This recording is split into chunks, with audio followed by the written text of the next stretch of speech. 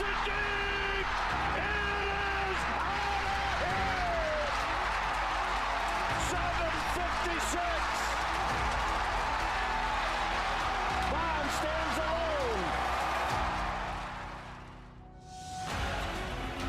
Now Booker with Tucker on him. Throws it up for 8.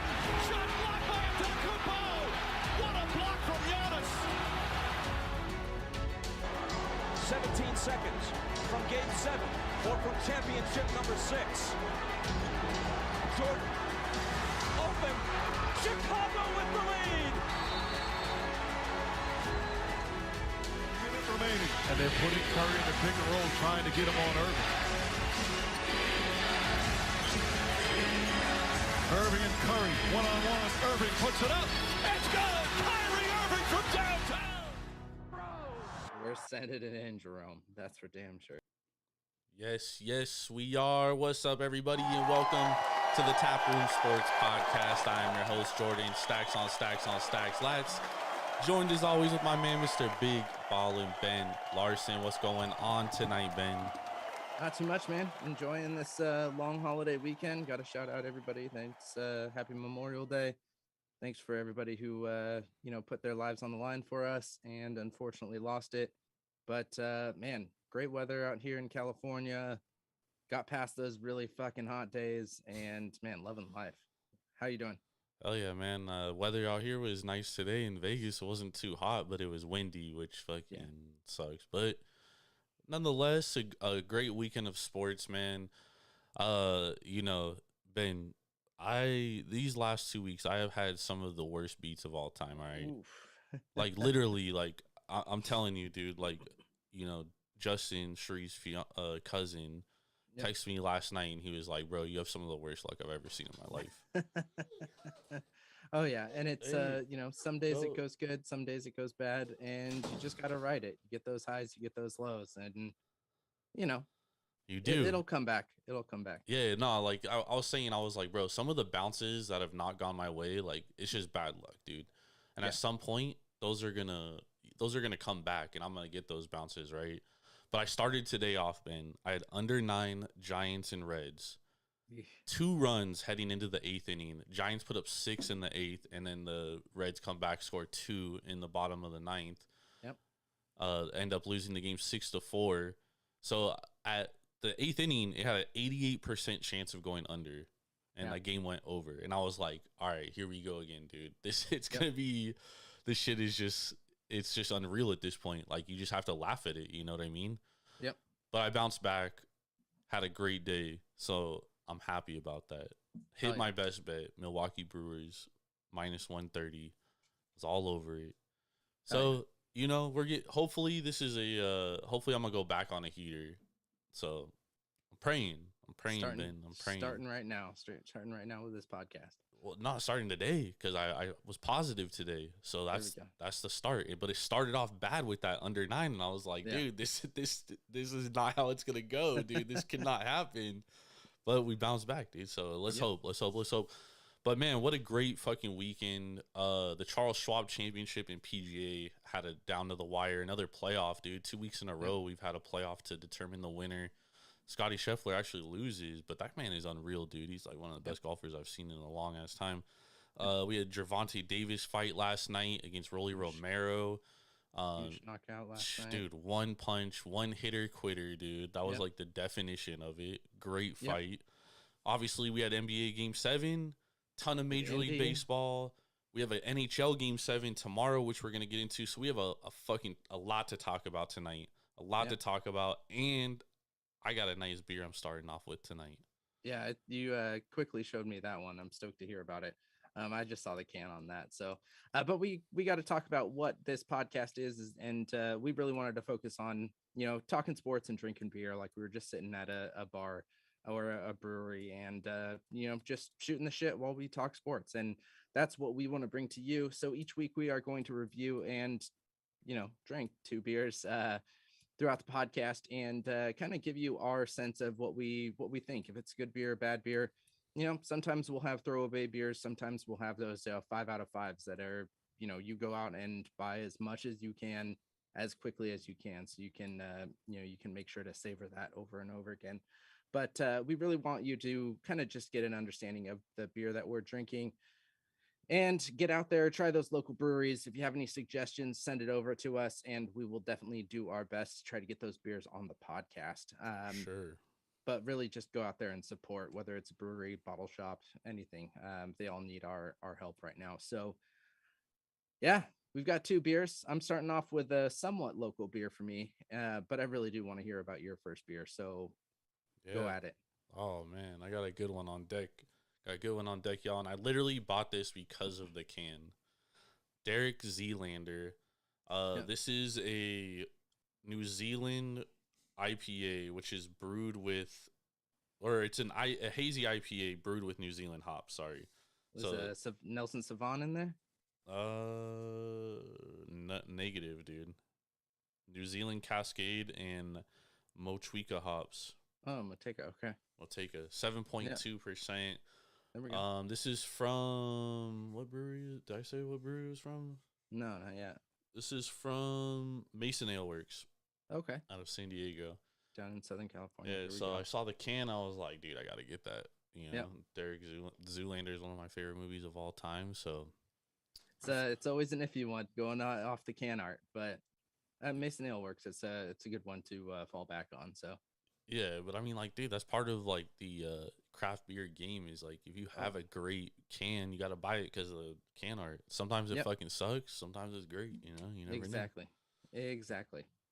So I am going with one that's somewhat, I mean, I guess I can't say local to me. It's about 3 hours north of me up in Auburn, California. But this is Knee Deep Brewing Company, and this is called Deep Clarity. 2 great can art. Definitely kind of more of that minimalist instead of the picture of Zoolander on the front. But this is a West Coast IPA coming in at 6.5%. Knee Deep is just like Mason Ale Works. It's one of those kind of beers that you're going to get a good beer out of when you're going up to to that brewery. And I'm looking forward to this. I got this up in Sacramento when I was there this weekend, and haven't seen this down in San Jose. So they definitely are more local to Sacramento, only about 45 minutes away. And Sac definitely gets their local beers, and nice. I'm excited for this one because I haven't seen it yet. Hell yeah. Sacramento. Shout out Sacramento, California. Home of the Deftones. There we go. But let's hop into these sports bins. Because I mean, like I said, dude, we had a big weekend. Let's go, y'all. And it really started it started Saturday night, but we're gonna get into the NHL after this. Yep. We need to talk about the game that just happened. Game 7, Eastern Conference Finals. Obviously, Miami wins Game 6. Jimmy Butler goes off for 47 points, carries Miami to this Game 7. Yeah. And the line closes Boston -3. The total was 197.5. And it was in Miami, obviously, and Boston comes away with the win. It was 100-96. Yep. So the under covers by 1.5 points. Yeah. And Boston covers. They hit the money line and they covered the closing total of -3. What was your thoughts on this series, and more specifically probably Game 7? Yeah, I mean, I thought it was a lot kind of closer of a series, than I thought it was going to be. I thought Boston was really going to kind of push this, to at least a longer series, but they were really going to kind of push the, push Miami to the brink of things. And really, it just came down to injuries. And Miami was just so hurt throughout this whole series, and Boston was too, which I think could play a big part of what happens, in the finals here. But, back and forth game, Boston takes, the first and third quarter, Miami takes, the second and fourth, and it was back and forth, but I do think the better team won. Yeah, no, the better team definitely won this game. This series should have never gotten to 7 games, to be honest. No. I mean, like in the first 3 games, Boston was up 2-1 in the series, or I'm sorry, it was Miami was up 2-1 in the series, but they had only won 2 quarters in the entire first 3 games. Yeah. And this series it's just unexplainable, dude. Like some of the things that happen in this series, it's just anomalies and just crazy shit that you like can't quantify, dude, which is why this series particularly probably drove a lot of people to Gamblers Anonymous.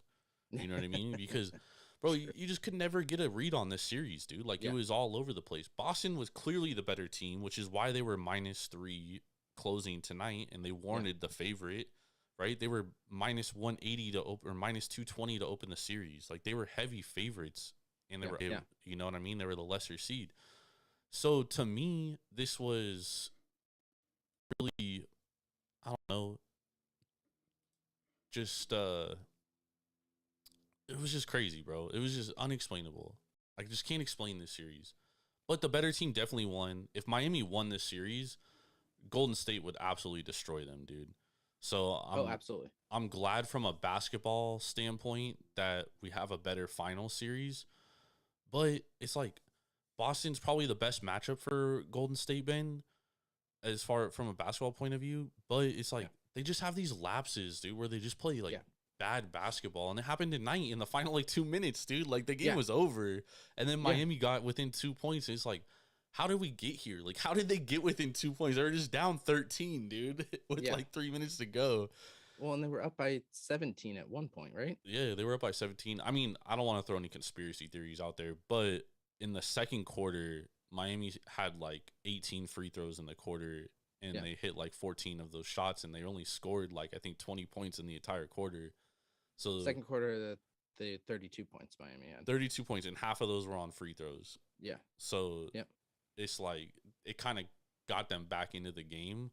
Yep. And then in the fourth quarter too, like there was a lot of fouls called. Not as many as the second quarter, but that second quarter was just, it was crazy, dude. Yeah. Well, and Jimmy Buckets had the opportunity to take the lead with 44 seconds left. Yeah, that was a bad shot. It was a horrible shot. 34 seconds.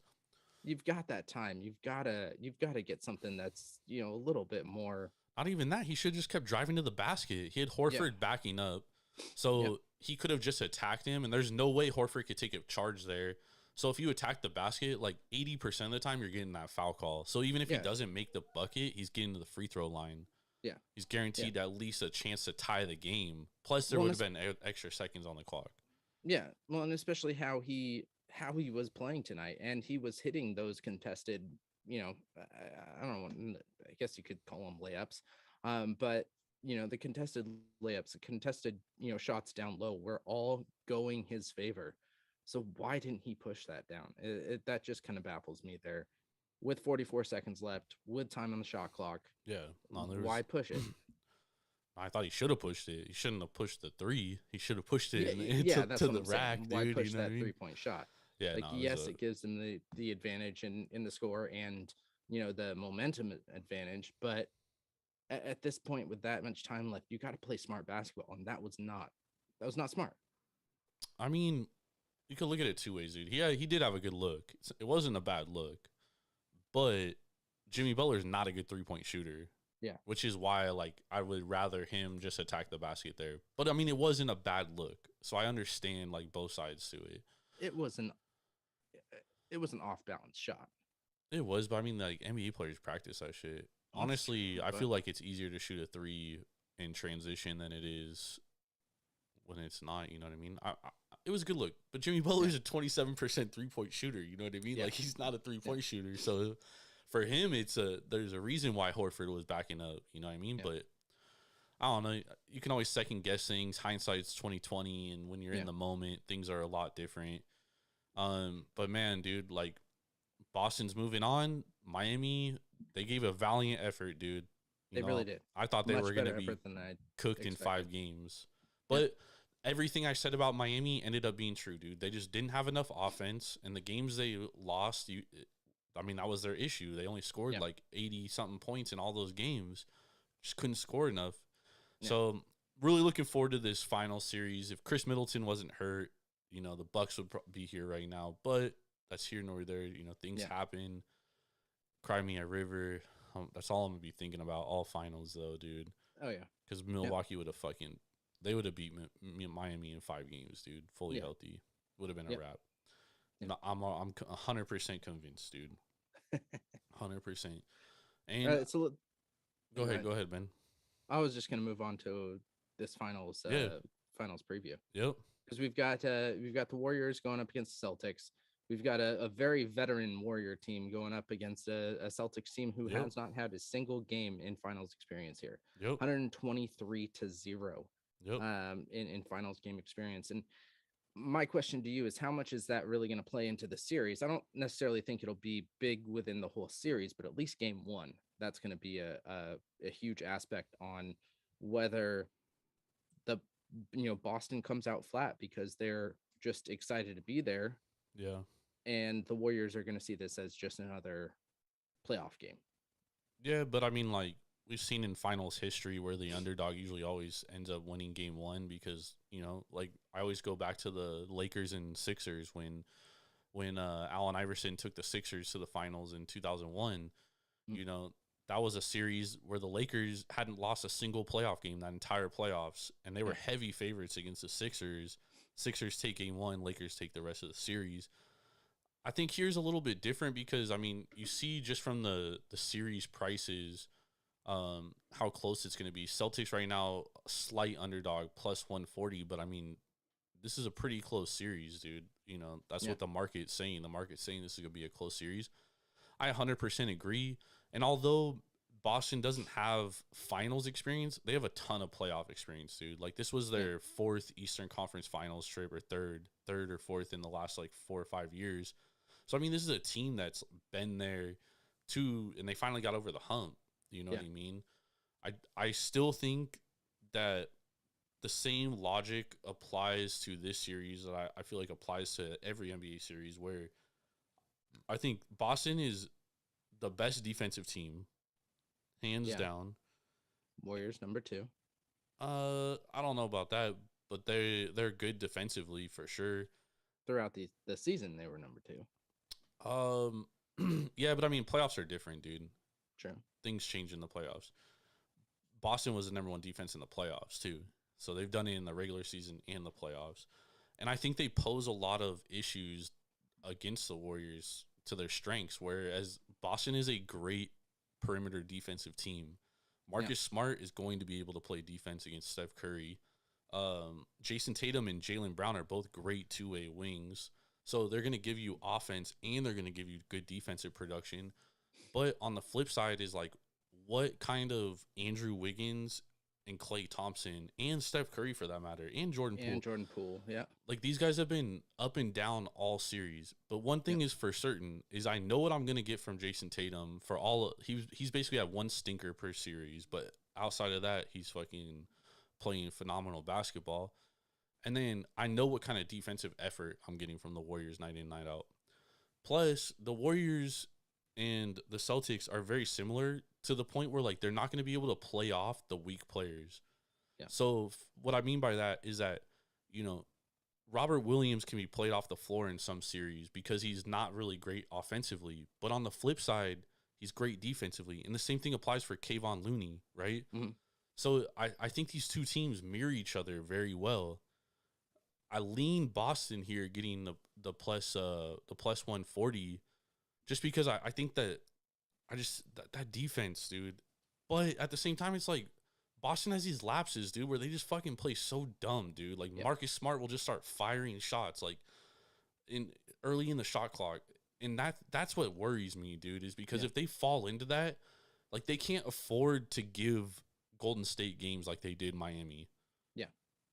And that's the problem I have, dude. And I agree with you, dude. I think Golden State wins game 1. Boston's lost the last 2 game 1s and both lost their series. Yeah. I definitely think the Warriors win game 1. But I think Boston can absolutely win the series. Yeah, it's going to be a tough series. I have to take my Homer hat off when I kind of talk about this series because the Homer in me definitely wants to pick Warriors right away. I still am, Homer or not, still going to pick the Warriors in, probably 6 or 7. I think this is going to be a long series because you absolutely said it. They match up really well. You've got offensive firepower on both sides. You've got defensive firepower on both sides. I think when the Warriors are on, they're the better offensive team. But then flip side, when Boston's on, they're the better defensive team. So it's going to be a real, back and forth matchup that I think home court is going to play a huge advantage. Yep. We saw Boston kind of struggle. Boston wins on the road a lot, dude. But they struggled at home. So I think if you can get, it's going to take 2 games on the road, 2 games at home to win this series. And I think that's going to be the hardest. I think, well, you're at least going to have to get one. If you're the Warriors, you're at least going to have to get 1 road game win. If you're Boston, I think you're going to have to get 2 road wins. Yeah, I mean, that could be that could be the case. I mean, Boston's been able to do it, though. They won 2 road games in the last 2 series. Yeah.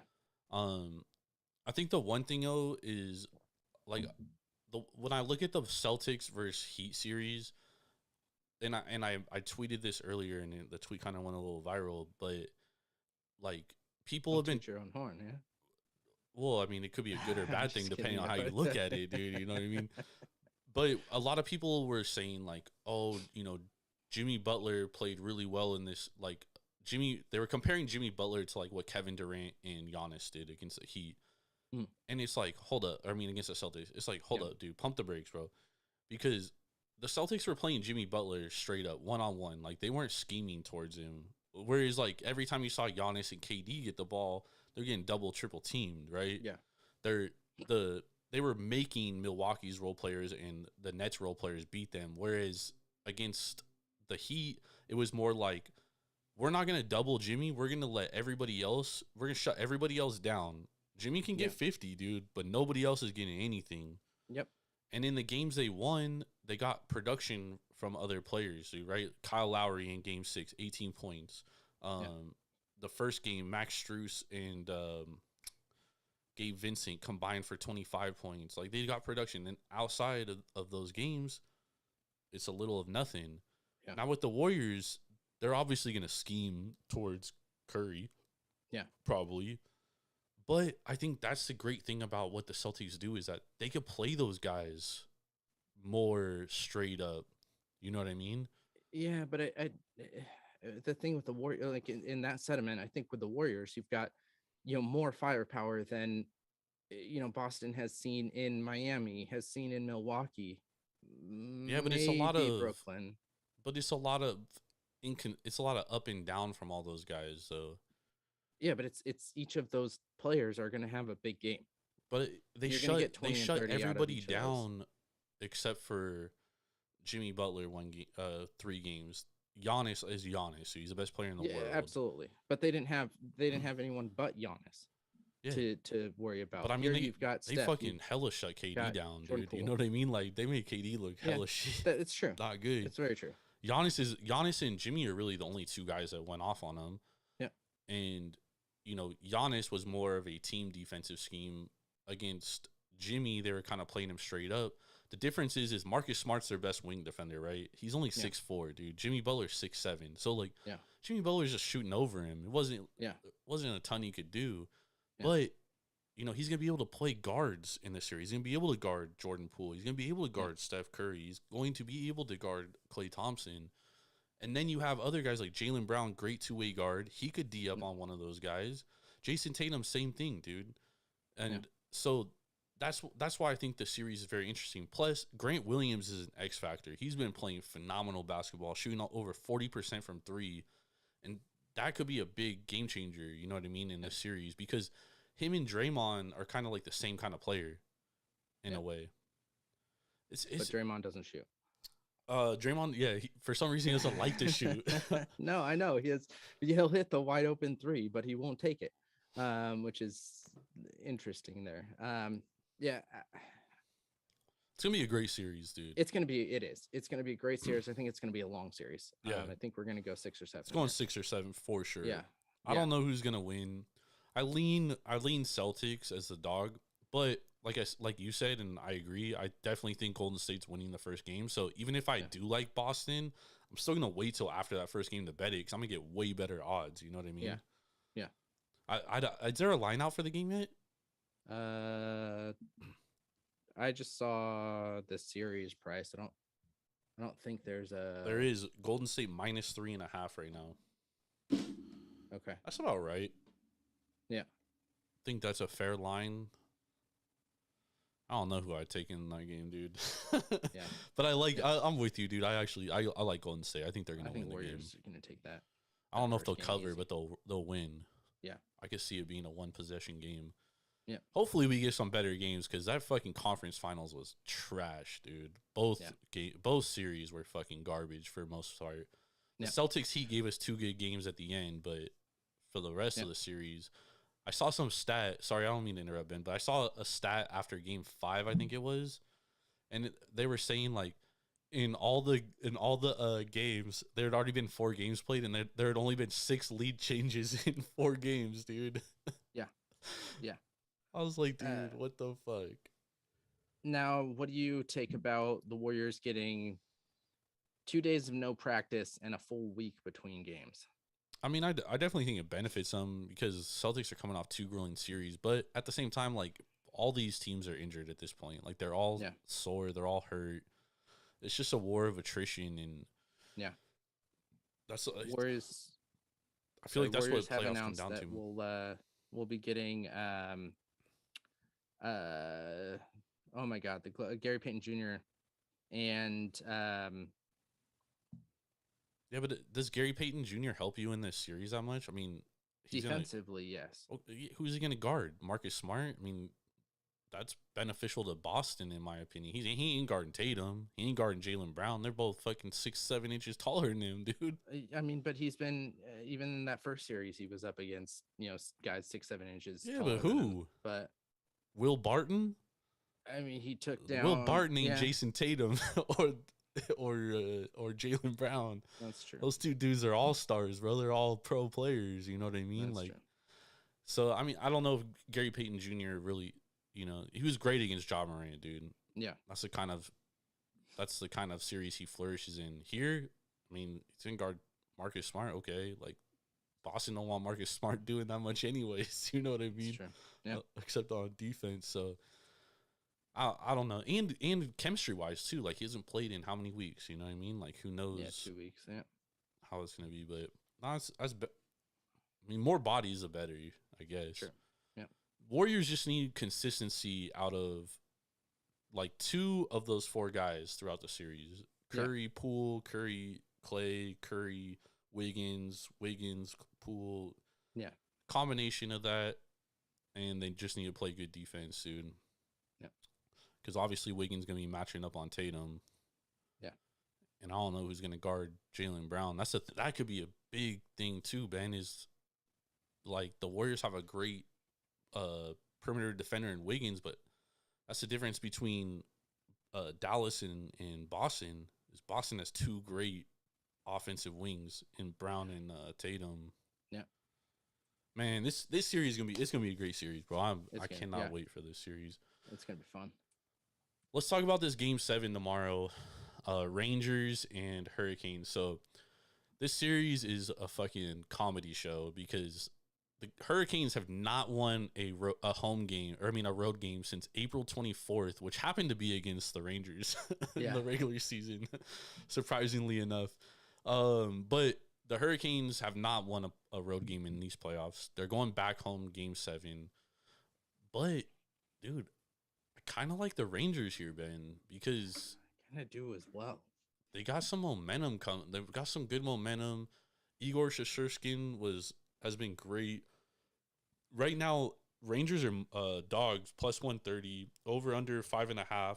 The over under is 5-1 in this series. Yeah, the under is 5-1, I should say. Yep.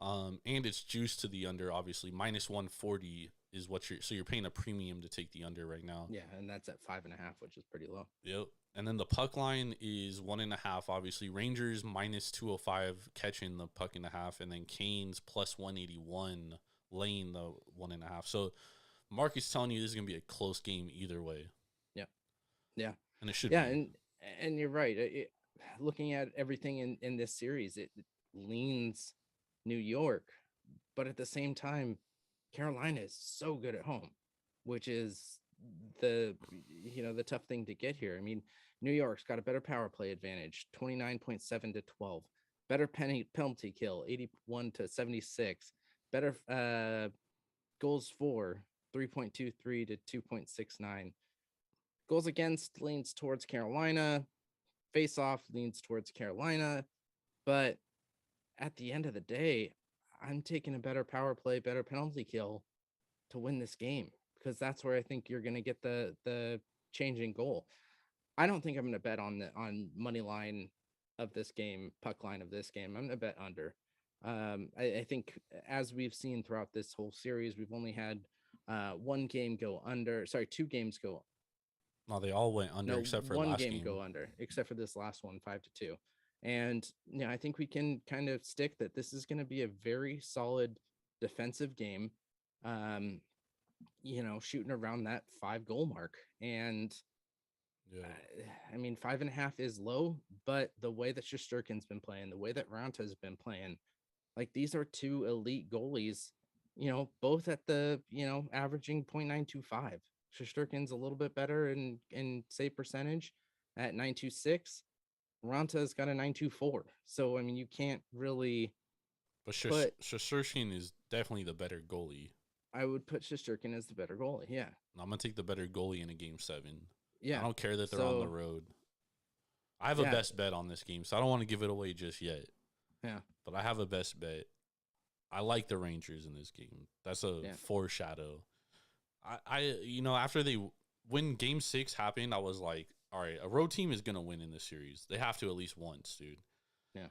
And if the Rangers win game 6, I like them going into game 7. Yeah.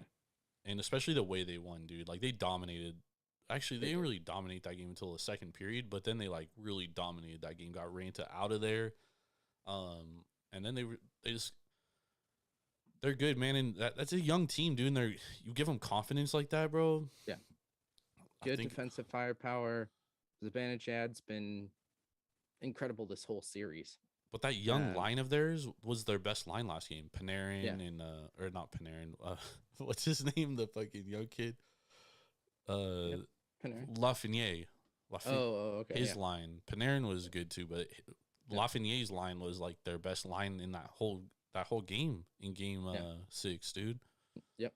So I think they gave the Rangers confidence going into game 7. Game 6, they played a good 60 minutes. 2 goals in the first, 2 goals in the second, and a goal in the third. Goal in the third, I think was it an empty netter? Yeah, I think so. I think it was. But that's what you need. And again, Shesterkin's just been out of his mind. Yep. 2 assists. Rangers Lightning will be a great series. Bro, the Lightning haven't played for a fucking week, dude. Yeah. Oh yeah. And then they're gonna get probably another 3 days. I think that's I don't know too if that's much good rest. or bad for Yeah, the I was Lightning. gonna say that might be too much rest, dude. Exactly. Get all stale. Yep. That's not very good. And with the way that the Rangers are playing, like, that could be a very front-loaded Rangers series, and then Tampa Bay could come back at the end. But are they going to have enough? I mean, at this point, Tampa Bay, I mean, they always seem to find a way. Tampa, yeah, I mean, like, they just have championship pedigree. Yeah. But I mean, like, honestly, you can't count out the Rangers because they do play so good defensively, and they have one of the best goaltenders. And we see every year in hockey, goaltending, man, goaltending always takes teams to a different level. You know what I mean? Like, teams that don't even belong will end. And they like they the don't Kings, have for a example, slouch when they in won 2. Vasilevsky, though. Yeah, they don't. That's true. Vasilevsky is no slouch, but that's gonna be a crazy series. But like you said, dude, like, them getting that much rest, that's all bad. What do you think about the Avalanche and Oilers series? The Avalanche, I think, are like minus 260 right now. Yeah. To win the series. Right? I mean,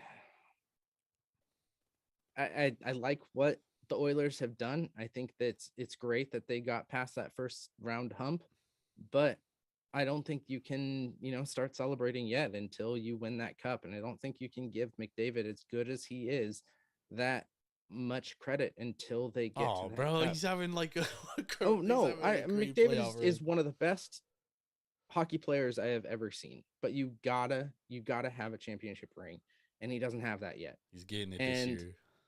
It's that is the toughest thing to do. I mean, you need 8 more wins. They're beating the Avalanche, dude. They're not beating Avalanche. Dude, the Avs almost choked against the fucking Blues. They won 4-2. How do you almost choke when winning 4-2? Game 5, they could have closed it out. They were up 3-0, and they let the Blues come back. Like, that's embarrassing. Yeah. At home too, nonetheless. No. Bro, I'm telling you, man. Mike Smith is playing good hockey, and the Oilers are much better offensively than the Blues. Wait, excuse me?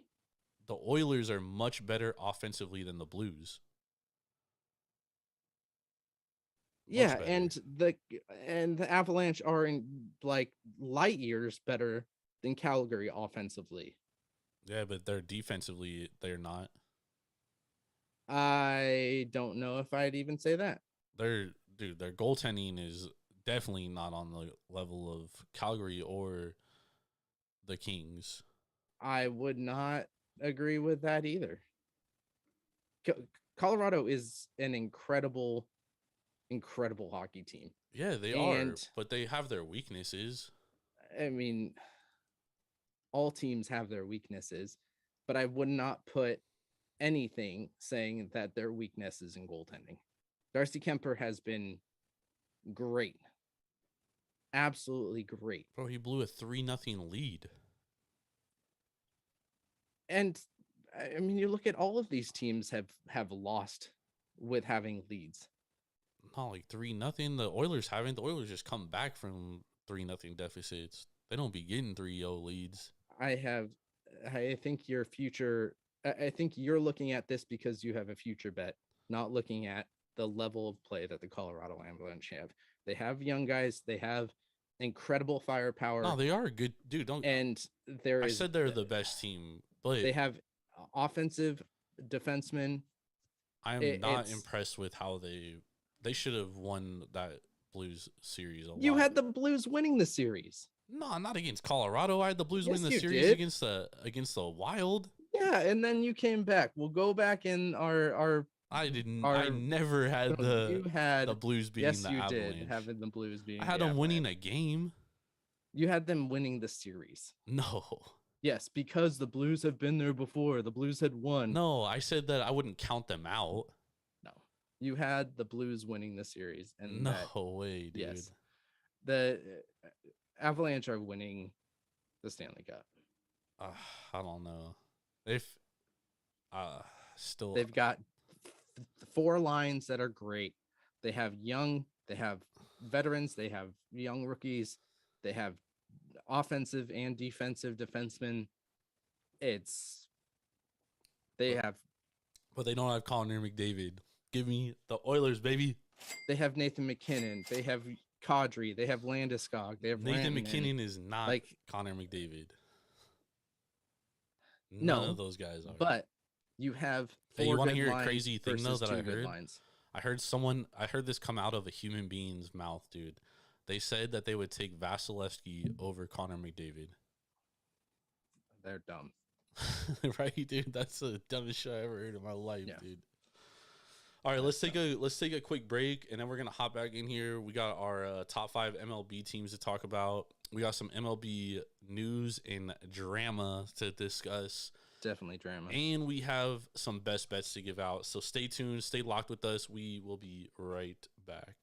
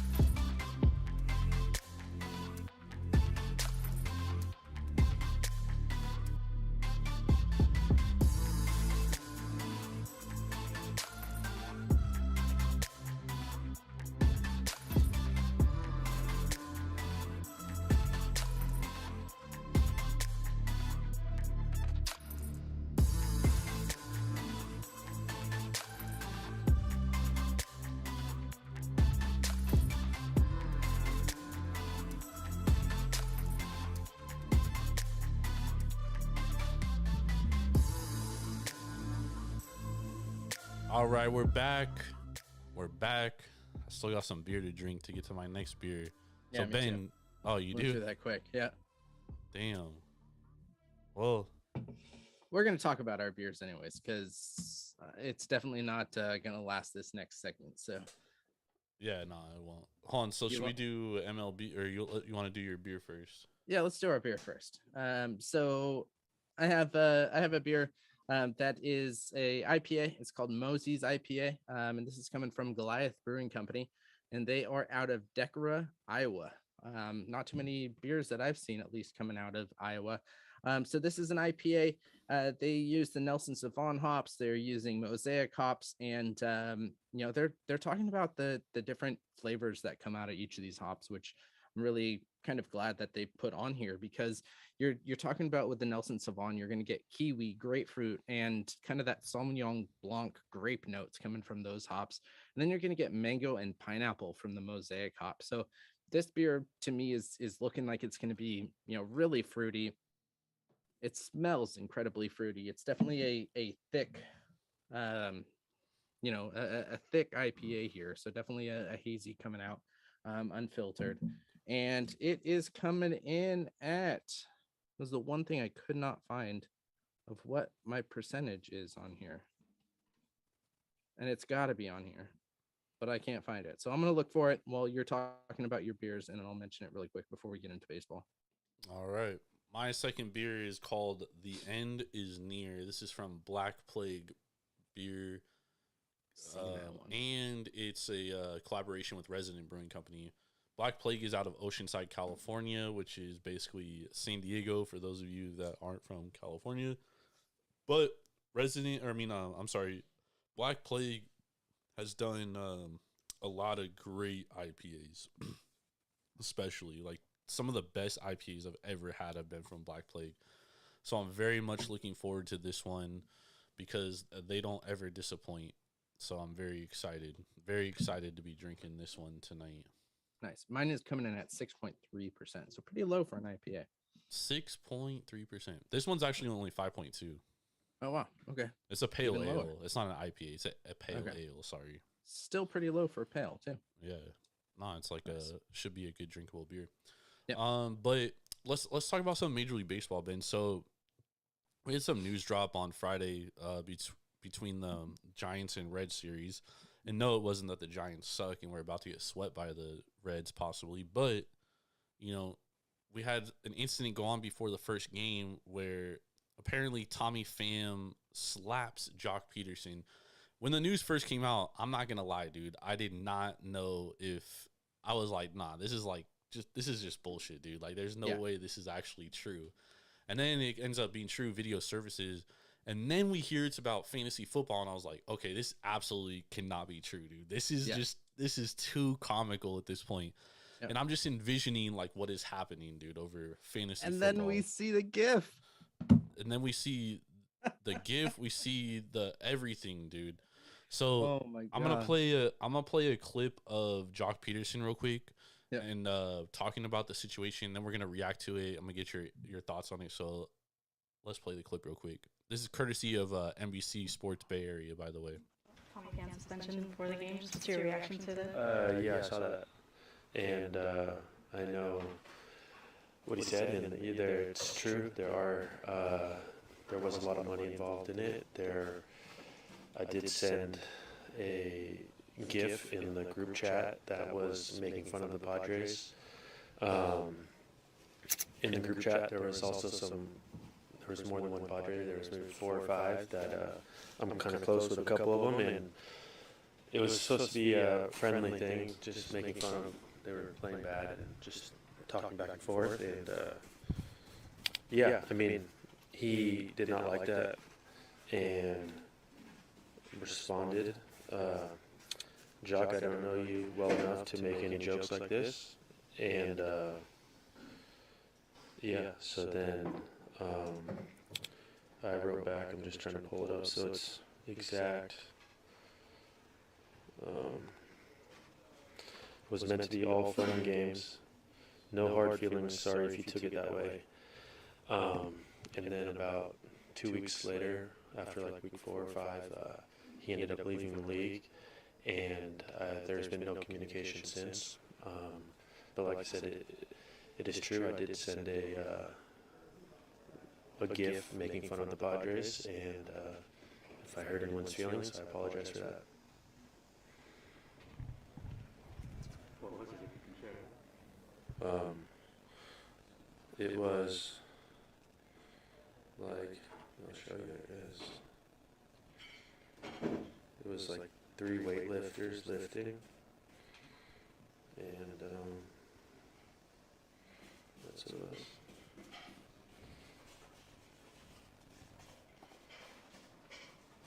Because they were a really good team, so it was kind of making fun of how they were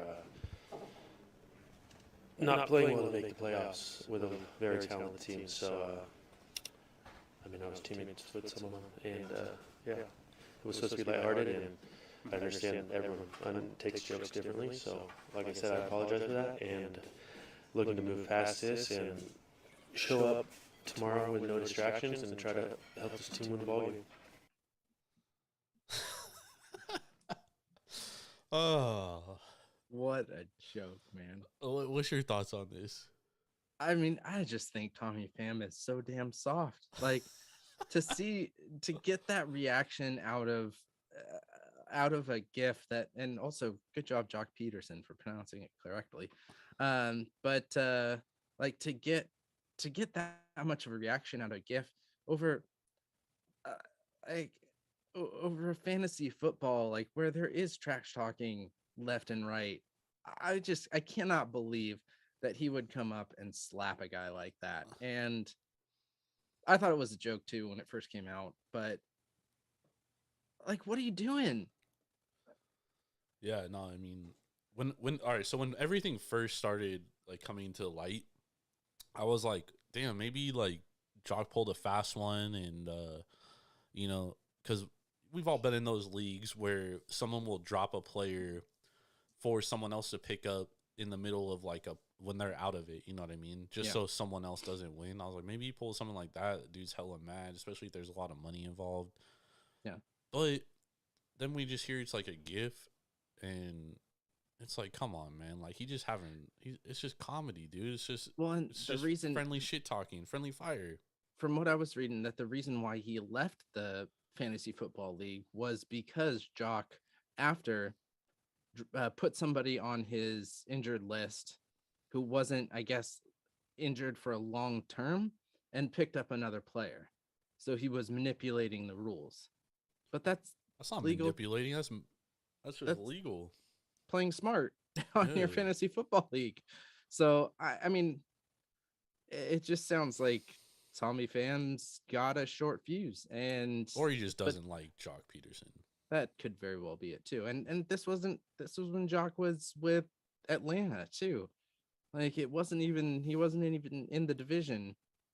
But I guess you could say if he's not even in the division, don't even, talk shit like that. But no, I mean, like, dude, that was an epic collapse by the Padres second half of last year. Yeah. I got no issue. I got no issues with this shit talking. That's what goes down. Yeah. Tommy Pham is soft as fuck, dude. Yeah. It's embarrassing. 3-game suspension over a stupid GIF.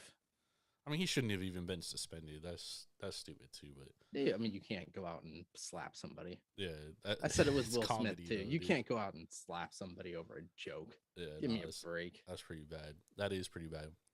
All right, well, we've had a nice week of baseball. So let's talk about our top 5 power rankings heading into or through this last week. We're about, how many games are we in? About 47, 50 games, 48 games for some teams. So let's talk about our power rankings, Ben, and then we'll touch on some more baseball after. All right. So let's see. I had my 5 teams last week. I had LA at number 1, New York at number 2, San Diego 3, Houston 4, and Minnesota 5. I have a little bit of movement on the kind of 3 lower teams. I'm actually going to throw a 4th in there as well. So number 5, I'm going to go with the Toronto Blue Jays, 27-20 on the season. A huge week for the Blue Jays in their sweep of the Angels. Outscored them 27-21 over that 4 games. Their bats are starting to heat up. They just need their pitching to step up. Currently, their pitching staff is 6 overall, but their 3.54 combined ERA ranks 21st. So if they can bring down the points, this team is going to kind of jump from, I think they're 8th overall, 7th or 8th overall in the MLB, and they can definitely push them up. They got to be a top level team by the end of the year, just with the offensive firepower that they have. Number 4, I'm going to go with the tie, the Houston Astros and the Brewers. These teams are literally tied in everything going into this week. 6-4 and both of them are 6-4 in their last 10 with a 1-game winning streak. They are plus 37 in run differential, at home 14-6, away 16-12. Both 3.5 games back from the Dodgers, sitting at number 1 with a 30-18 record here. So I'm giving a tie at 4th. Number 3, I'm going to go with the New York Mets, 31-17 on the season. Mets had a decent week. They lost 2 of 3 to the Giants, but then they came back to get a huge sweep against the Phillies. They outscored them by 9 over those 3 games. I am really worried about the pitching of their starters and how those injuries are going to kind of progress through the season. But if they can pick up somebody kind of midway point in the year, that could be a huge push for these Mets, who historically have not been the greatest, but are really putting something good together. Number 2, I'm going to go with the New York Yankees, 33-15 on the season. We talked about the schedule coming up for the Yankees. They went 2-1 against the Orioles, and then went 2-2 against the Rays. This Angels series is really going to be kind of a make or break for them to remain in my top 3 for next week. Yankees are 17-7 at home, Angels 12-9 on the road. So I think pitching is really going to be key in this series on who wins and kind of who moves up and moves down in my top 5 rankings. Number 1, I'm going to go with the Dodgers, 33-14. Number 1 offense at baseball. They've got a they've got a team batting average of 255, but they are best in the MLB with 11% walk rate, 30.340 on base percentage, and a 0.45 slugging percentage.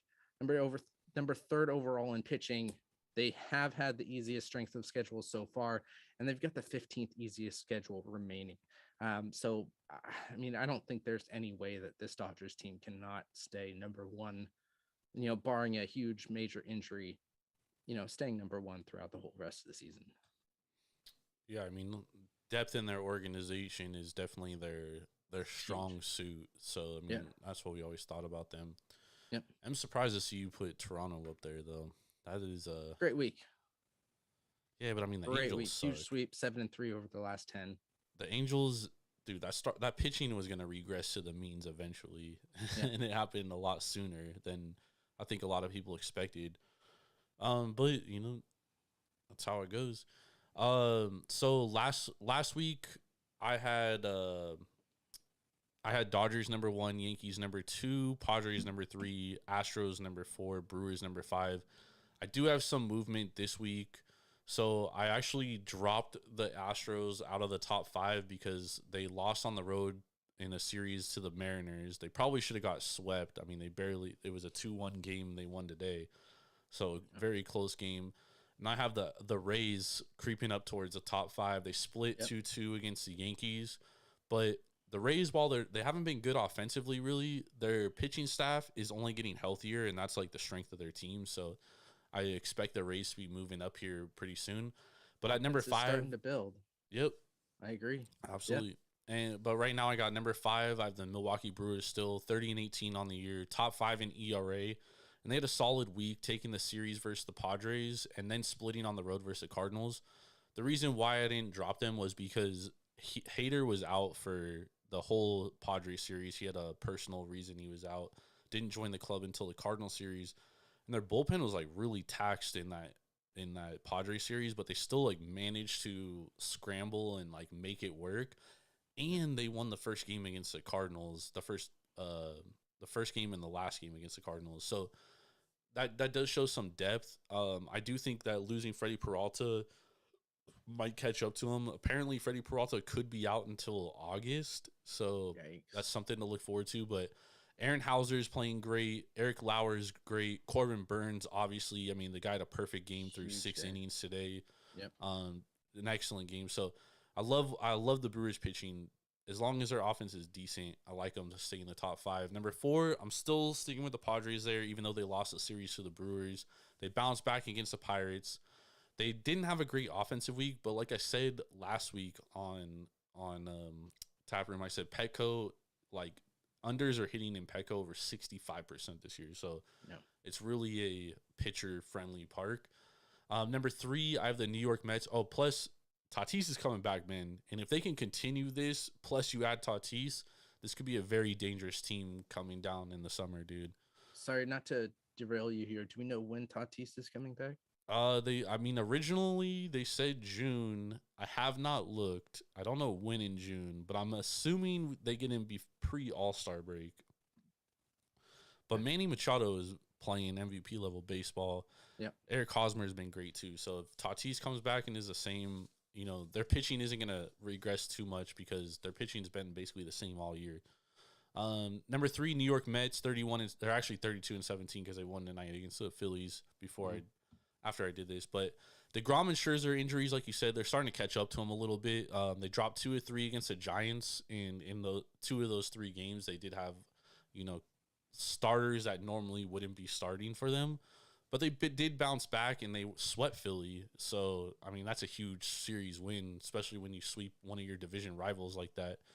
Number 2, I got the New York Yankees, 33-15 on the year. 2nd in run differential, 3rd in team ERA. And they've weathered some big bullpen injuries. Chapman on the IL, Chad Green out for the year, and Loaiza hasn't been pitching, but they still managed to be a great bullpen. So I like what they've been doing. I do expect their starting rotation to regress at some point. I keep saying that, so it might not happen, but at some point, I mean, Nestor Cortez is not going to be pitching 1.72 ERA all season long. That is not going to happen. So expect some regression there. Their offense has regressed a little in the last week and a half, too. They were number 1 in WRC plus about a week ago. Now they're 7th. So they haven't been swinging the sticks all that great. They are home run or nothing. And then number 1, I have Dodgers, 33-14. Best record in baseball. 1st in ERA, 1st in WRC plus. And Mookie is really starting to rake. He's hitting .353 with 11 home runs in May. Love what this Dodgers team is doing. And, you said it last week, Ben. You were like, the Dodgers have an easy schedule coming up. They should absolutely be top team in the league within a couple of weeks without any doubt. And I think you're right, dude. And they took care of business against Arizona, and I expect them to keep taking care of business. Yeah. So Tatis said everything is pointing in a return for late June. Late June, so right before All-Star break. Early July, yeah. Yeah, I mean, that's a dangerous team right there, Ben. Yep. Oh, absolutely. But they NL West again, being a powerhouse, they'll take at least. Oh, I mean, there's only 2 good teams in that division. No, I'm saying they'll take at least 2 of the playoff positions. Yeah, no, there's only 2 good teams in that division. A team that loses 2 out of 3 against the Reds, I mean, you can't.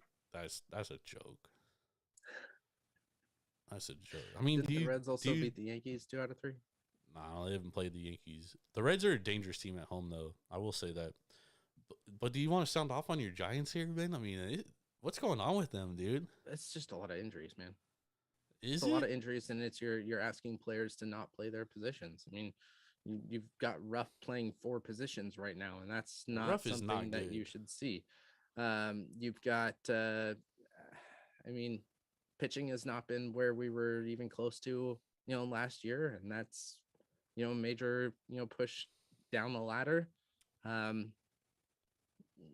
You've got Belt, who was really strong last year. He's been injured for a lot of the time this year. So, players are regressing, getting older, and that's where the Giants are at. I still think they're a 500 team. Oh, yeah. Last year, I thought they were a 500 team. Their over-under, though, this year was like 92.5. Yeah. And we thought that was high. Regression to the mean. Just took a whole year. for it to happen. Webb hasn't been nearly as good as he was last year. It's true. We're still a plus 500 team though, so. Yeah, because you guys beat up on bad teams usually, which is why I was surprised that the Reds took 2 of 3. Yeah. I was honestly like super shocked, bro. So many people I know had Giants money line on Saturday, and when they lost, dude, people were just furious, dude. Yep. I mean, Reds are coming back though. They're not. They're good at as home. far They're good at as home. far down the line as they were. They're good at home, and they hit pretty well. They just can't pitch for shit. I wouldn't even put that they're good at home. 9-12. Yeah, but I mean, like their last 6 They're home games, better I at think they're home. 5-1, and their over under at home is like hella high because they hit well. They just don't pitch very well. Yeah. Their bullpen's not good, and they really only have like 2 good starters, and one of them's like a kid. It was the Brewers who were I was thinking of, not the Yankees that they beat 2-1. Yeah, and the Brewers, man, they're a good team, but they're like Jekyll and Hyde. Yeah, they rely on pitching a lot. Yep. Sometimes they don't get the bats to come around. All right. Now we got one more thing to talk about before we get to best bets here. Oh, what's that? We got to talk about Jason Stewart. Oh, yes, that's right. Oh my God. What a fucking idiot. Dude, I think it's great. I think it's great for the league. I mean, I was shocked that they cut him, dude. Like, it's fucking stupid move. Are you kidding me? To pull it. I've never even heard of that league. I didn't even hear that league until he did this, dude. Yeah, nobody knows who this guy is. No one knows who that league is either. So that's true. Now we know. Yeah. So Jason Stewart, quarterback for the Zappers in the FCF, the fan-controlled football league, celebrated a 21-yard touchdown pass by lighting a joint on the field. Pulled out a joint from his pants. God bless America, baby. And started smoking it on the field. He went on to score 3 more touchdowns in the game, but then as the FCF then suspended him, his team, the Zappers, dropped him from the team. So you think this was a good move?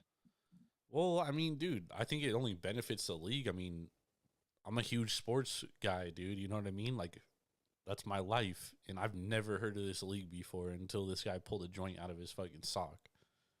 You know what I mean? So, like, it brought attention to them. Not out of his sock, out of his crotch. Out of his crotch. It brought attention to their league. You know what I mean? Like, I bet more people watched a game after that than they've ever watched. I don't think anybody has even, again, still watched. Where do you even watch these games, dude? Are they on TV? Probably not. So that's what I'm saying. Like, this isn't the NFL, dude. And if you're not the NFL, like, you have 0 chance of competing with the NFL. Like, how are you going to differentiate yourself? You know, like, remember MTV used to have like Rock and Jock basketball and Rock and Jock softball, where they'd have like celebrities come play games and shit. Yeah. Like, that's you know who the backup is? Who?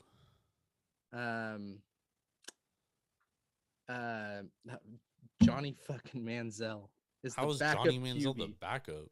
He can't What's even that? start in that league? You're telling me Nope. Johnny Manziel can't start in that league? He can't even start. He's the backup to Stewart. Well, now he's a starter. Now he's the starter, yeah. See, dude, this could have all been a ploy to begin with. The league's like, yo, pull a fucking joint out of your crotch. Then we'll bring attention. Then we'll bring Johnny Manziel off the bench. Dude, fuck. That's genius, dog. That's genius marketing, dude. Yeah. I just think it's kind of ridiculous that he doesn't even care that he's been dropped. He doesn't even like. Well, I mean, how much is he making in that league, dude? He probably could make more money going to work at Costco. Let me see if the interwebs lists his salary. I mean, dude, he could probably make more money doing fucking working a minimum wage job somewhere, dude. I can't imagine they make a ton. They probably make like $100 a game. Let's see. Jason Stewart was that's not the same Jason Stewart. Yeah, they probably don't. I mean, it's not a public company. You know what I mean? They probably don't fucking share their salaries.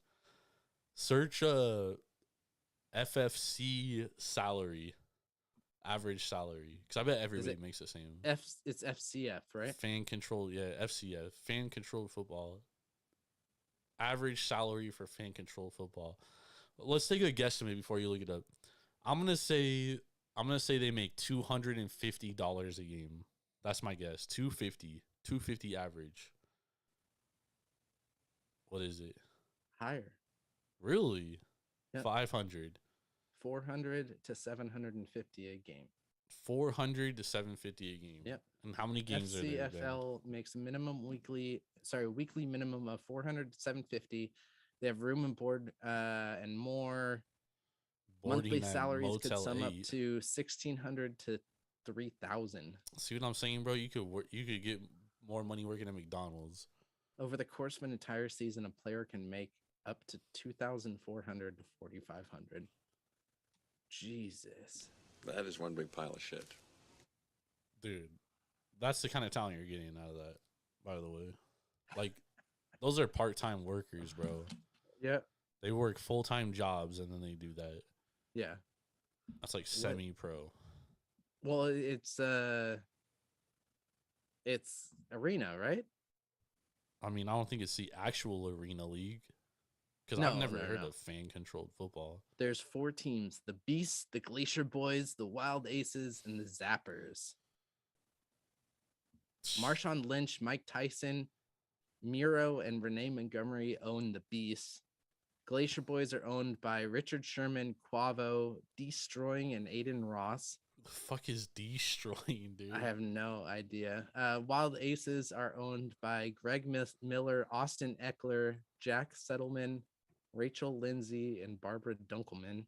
And the Zappers are owned by Trevor May, Dalvin Cook, Bob Mirny, Ronnie Singh, and Stefan Dalendaris.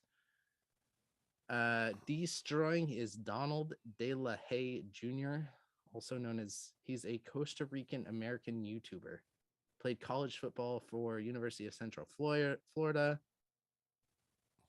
Dude, I've never. He is known for his videos demonstrating his kicking ability, as well as sports-related skits and vlogs talking about his life. Interesting. Yeah. So I'll never be watching that league. No. And they just got the most exposure they've ever gotten because we just spent like 6 minutes talking about it. It's true. You know what I mean? That might be the most. We might actually be the only podcast to talk about fan-controlled football that long, dude. So okay, so here we go. Top franchise players for the Beast: Quentin Flowers, TJ Edwards, Troy Evans Jr., Christian Salisbury, and Marloshawn Franklin Jr. For the Glacier Boys: David Pindell, Kalen Campbell, Andrew Jamel. These are the players on the team? Turpin. These are the franchise players. Never heard of none of these guys, bro. Yeah, we'll get to, I think, one.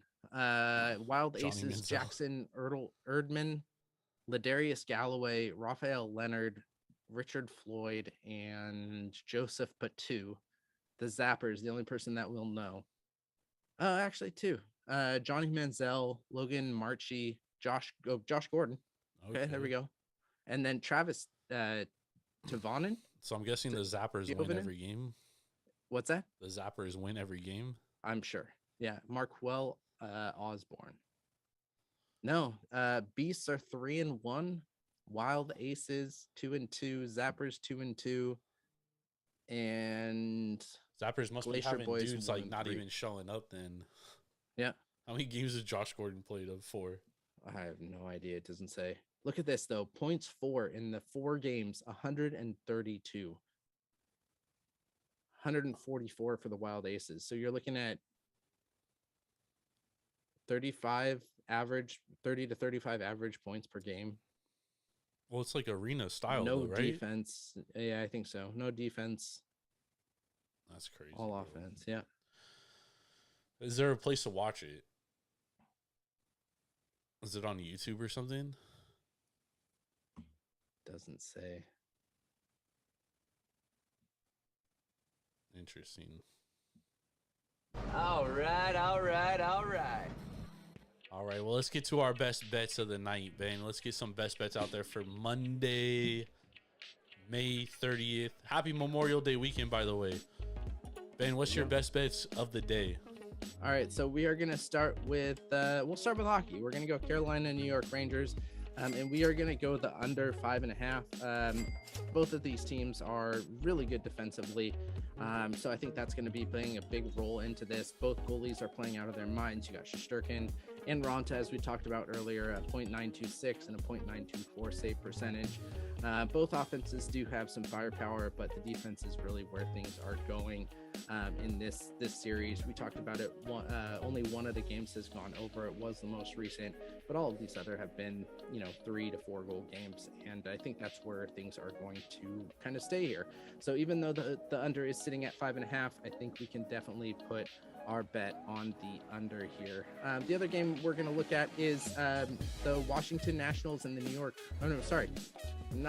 Washington Nationals and the New York Mets, and we are going to look at the first 5 under here. You've got Eric Fede, who pitched lights out this last game against the Dodgers, and I think we can definitely see that with the Mets not having as good of an offense here as the Dodgers did. He is going at 3.55 average, earned run average over the season. But you've got the Mets coming in who are not hitting well against left-handers here. And we've got, David Peterson on the hill there. I think we can definitely look at the under coming in. Both of these teams, aren't that great offensively. It's the pitching that have really kind of put things here. So we're going to go under first 5 at 4.5.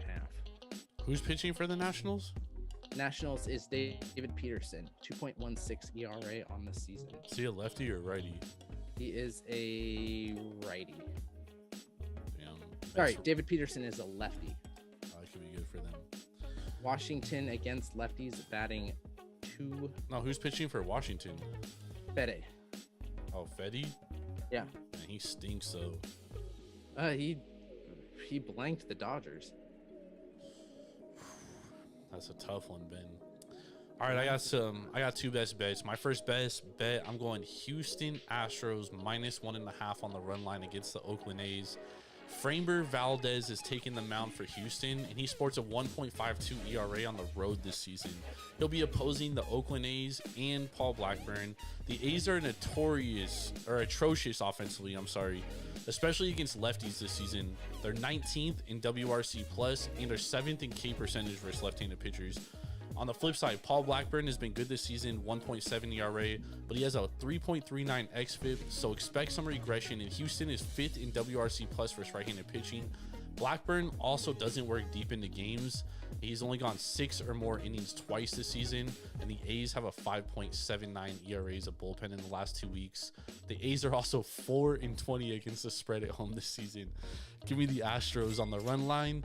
And then I'm going New York Rangers money line, baby, plus 130. We're getting some beautiful value at $1.30. Carolina has not lost at home this season in the postseason, and it's Game 7. But at some point, Ben, a road team has to win in this series, and the Rangers are tied for first in road wins this season. Igor Shesterkin has been playing great, and I think the Rangers have some confidence for Game 7, baby. Give me the blue shirts plus 130. Let's get this money and let's head to the window, baby. Oh yeah, let's go 4-0. 4-0. I think we can definitely do it this week. All right, let's get back to beer, and then we will call it quits for today. Let's talk about your beer. I'm really excited to hear about that. What is it, Zealander? The Zealander. So the Derek Zealander, it was good. It was a really good hazy IPA. The can only made it better. Blue Steel, baby. I would drink it again. I would buy it again. I'm gonna give it a 4.75. There was nothing that really stood out about it as far as a hazy IPA is concerned. But because of the can art, I'm giving it 4.75. 4.75. That is high.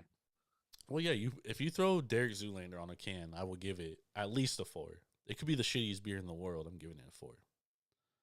Okay. That's just how we roll, Ben. Okay, but how about the beer itself? Oh, it was good. I would drink it again. I would buy it again, you know? And then you add the can, 4.75, because I want to buy that can all the time. Okay. Good beer. Good beer.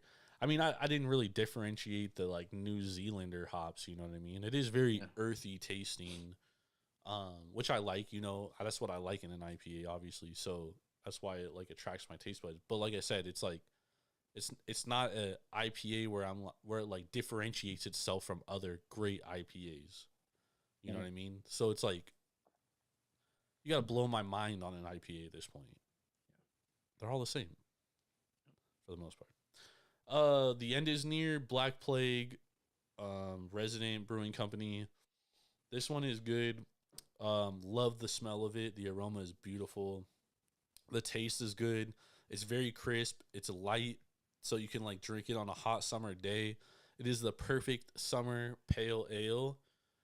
It reminds me a lot of Sierra Nevada pale ale, actually, Ben. Okay. Has a very similar taste, in my opinion. I like this one. I would definitely drink it again. I would definitely buy it again.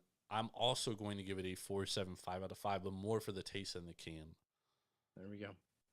There we go. How are your beers? All right, I'm gonna give my. I had a good beer. I had a decent beer. So we're gonna start with the good beer. This was the Knee Deep. This was the Deep Clarity IPA. This was coming in at 6.5% out of Auburn, California. This was a really crisp, really clean, really well balanced beer. Between the hoppiness and the maltiness of the beer, I really like this one. This is going to be a great beer for you to drink on a hot day out here in California.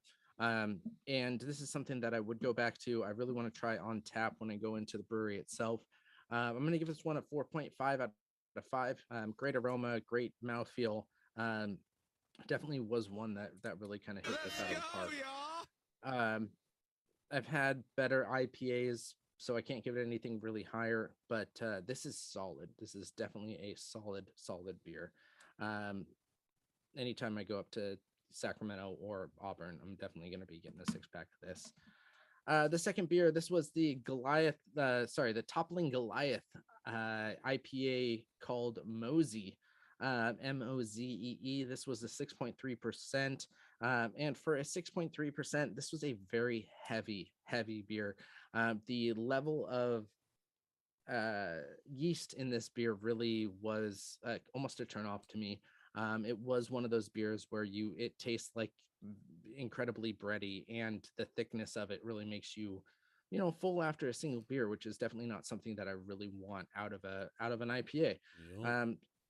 Mouthfeel was all right. It does kind of leave a little bit of a feel on it. Aroma I think the aroma was the best part of this beer, which is kind of unfortunate. Did have the huge kind of fruit smells to it, which you get out of the hops, but overall it was decent. I'm gonna give it a 3.5%. This is probably one that I wouldn't go back to. I'd drink it again if it was there, and the only craft beer available, but I would not go out of my way for it. So 3.5 out of 5, not terrible. Definitely not a pour out beer, but that's the one from Iowa. Yeah, they are out of Decorah, Iowa. So this girl I know, her sister is getting married in Iowa, and they're getting married at a winery. She was like, "Yeah, I have this wedding in June, and it's at a winery in Iowa." I was like, "They can grow grapes out there?" What? She's like, "I guess so. Like, I don't know." And I was like, I mean, that's like, I wouldn't expect a winery in Iowa. You know what I mean? I mean, you can go grow grapes anywhere. It's just going to be the quality of the grape. But that's what I mean. Like, the environment's not meant for grapes there. You know? Yeah, exactly. So it's like, I feel like it's kind of the same thing with hops, because if they're getting hops, they're obviously getting them from Oregon, Washington, or California, right? So, or the East Coast. Either way, they're not getting fresh hops because of how they have to travel. Yeah. So it's like, how great can the beer be there? Well, the hop was not the problem. It was the yeast. I mean, I don't know if you can see at the bottom. Oh, yeah. We're full yeast at the bottom. So it's a very unfiltered, very thick beer. Man, that's crazy. Not my favorite. Yep. All right, well, that was the podcast. Thank you, everybody, for listening to the Taproom Sports Podcast. Make sure to go to Tavour.com or download the Tavour app. Use promo code Taproom when signing up. Get $10 off your first purchase of $25 or more. This Mosey IPA was from Tavour, so that is definitely one that you could pick up there. You know, maybe somebody out there does like these really thick IPAs, and definitely keep an eye out for the Mosey IPA. Just not my cup of tea here.